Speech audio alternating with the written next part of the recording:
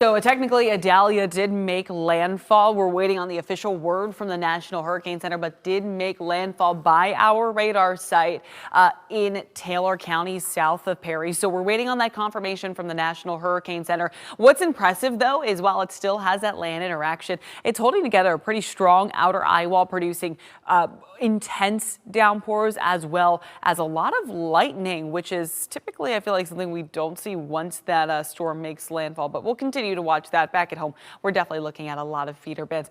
Interesting enough, behind the first and second outer rain band, we have a couple of more feeder bands working through. And these feeder bands we have been talking about all morning because that's the biggest threat here in Central Florida. Now, we will have gusty winds with some of these feeder bands, potentially tropical storm force winds, which is why we are under a tropical storm warning. We're also under a tornado watch because of that potential of a spin up or two possible. The atmosphere is nice and ripe for that. As of now, no active warnings in effect for Marion County, but certainly from Ocala up towards Anthony, even to Citra, we're seeing heavy rain. And then around the villages, Rutland, Lake Panasoffkee, Bushnell, this feeder band working along I-75, which will produce blinding downpours. And on top of that, it's going to take a long time to move out of I-75 just because of the propagation from west to east is on the slower end. As we go into Polk County and Osceola County around the Poinciana area, Turnpike up towards St. Cloud and Kissimmee, some heavier downpours there. And then we get breaks in the rain. So while we are tracking widespread rainfall, there are breaks, but as soon as those breaks are beginning, they begin to kind of pick back up that rainfall. So definitely watching that. But as of now, it's non-severe weather that we're watching. And then for Flagler County, Volusia County, same kind of thing. So radar very busy this morning. We're also going to keep a very close eye on our velocity products of the radar, of our Doppler radar, because we have the potential, Eric, to see some tornadic activity. Yeah, the National Weather Service just mentioning that there's some broad rotation around Union Park, which is out near the University of Central Florida.